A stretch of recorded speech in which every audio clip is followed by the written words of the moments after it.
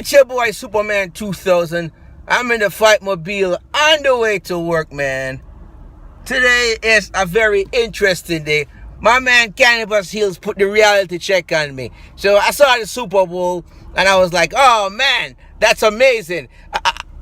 Anybody could come back from being down and out. Even BJ Penn could do it. But then he had to put me with, he gave me the reality check, and I appreciate him for that, because he said BJ Penn was done, and I seriously thought about it, and I realized, yeah, that's it for BJ Penn. He's definitely done. Maybe if they put him in Bellator, maybe somebody in his own age group or category or from the same genre, it'll work out. But just not now. Won't happen. All right, so that's my reality check moment. I'm good now.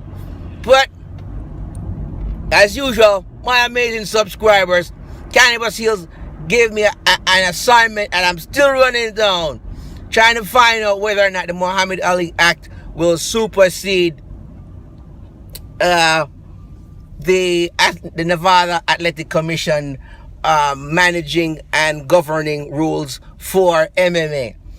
Still working on that. I read the bill last night. You go to congress.gov and you could type in Mohammed Ali Act.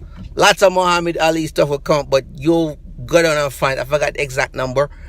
And then I read the proposed bill last night that's going to modify the Mohammed Ali Act and make it apply to MMA. Yeah, insomnia does that to you. So I read those two, and if the Muhammad Ali Act does apply to MMA, if that gets through Congress, that bill gets passed, that's going to be something amazing. It's going to be good for all the fighters. But for right now, my next phase is to find out whether or not it will supersede the governing rules of the Nevada Athletic Commission as in governance of MMA, and whether or not having the boxer's license will bring you under that umbrella. So Conor McGregor, he's saying now he's going to be able to box because boxing is not governed by the same MMA Nevada Athletic Commission. It's not governed by the same rules in Las Vegas. And by the way, many different athletic commissions at different states govern MMA, but I just use Nevada Athletic Commission because they're the ones that we're most familiar with. So he's saying that, hey, listen, boxing is a completely different category of service. I'll be providing on that different contract, so it wouldn't be governed by my UFC contract. It's almost like him saying, listen, man, I have him. So check this out. It's almost like I call Conor McGregor and say, hey, Conor, listen, man, I know back in the day you was a plumber. I'm starting a plumbing company. I'll give you $2 million to train my guys and be the face of the plumbing company. Conor said, fine, I'll do it. I'm going to be train the guys and I'll run the plumbing company for the $2 million. Different contract, different type of service. Doesn't apply to MMA. Dana White have nothing to do with that. He can't talk. He can't say smack, nada, nothing. Now, I think the catch-22 in this is that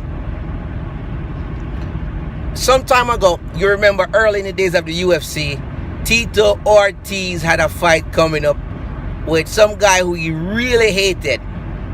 This is where him and Ken Shamrock started the beef when he would wear those t-shirts that said such and such is my beat. So apparently Tito Ortiz wanted to fight in an underground combat competition weeks before a scheduled UFC fight. Now the UFC let him know, hey, we're going to sue you, but you got to control yourself, because if you get hurt in that underground combat competition, you'll not be able to fight in our event. Well, let's throw a twist on this. The UFC could come back at Conor McGregor and say, hey, listen, your contractual obligations are to fight for the UFC. You're still under contract. And if you go out and enter another contract to the boxing, the possibility is there that you could get hurt. Seriously physically hurt to the point where you cannot fulfill your contractual obligations to the UFC to defend your title. You see, that's the only reason why they haven't stripped him of the title as yet. See, that's the last little bit of leverage they're gonna have on him. These guys are good. That's the last little bit of leverage they're gonna have on him, including the terms of the contract. That's the only reason why they probably haven't stripped him of it as yet. But if he doesn't play ball at some point, Dana White's gonna start taking personal and then start stripping him out of the title. I'm convinced that at some point the UFC is gonna start working towards Conor McGregor's demise. So the point I'm making is this: is that the UFC can kick back and say, hey, listen, man, you could potentially get hurt if you do boxing, so we don't want you doing that, and we're gonna move to get a court order injunction against you doing a boxing event, because that could jeopardize our financial interest in you based on the contract that we have. Then they go to court. Then Conor McGregor gets bogged down in all the legal fees. The UFC outspend him, and his career goes in the toilet while he's on the shelf. Sounds familiar? Yes, it does. Wanderlei Silva. Yes, man. Rampage Jackson. Oh, yeah. Rampage I had to give him because Bellator was going to bury him in paperwork. Wanderlei Silva had to find a fighting for Rizm, and UFC almost buried him in paperwork. Mark Hunt, he's different because he's still on a contract. He's fulfilling his contract, but he's suing under the RICO statute, so I won't bring him into this. But that's how I see it going. Now I got one more video coming up for your next question, Cannabis Hills, my man. But that's on the Muhammad Ali Act. I'm still working on that. I'll let you know what I find. Alright guys, peace out from the Fight Mobile.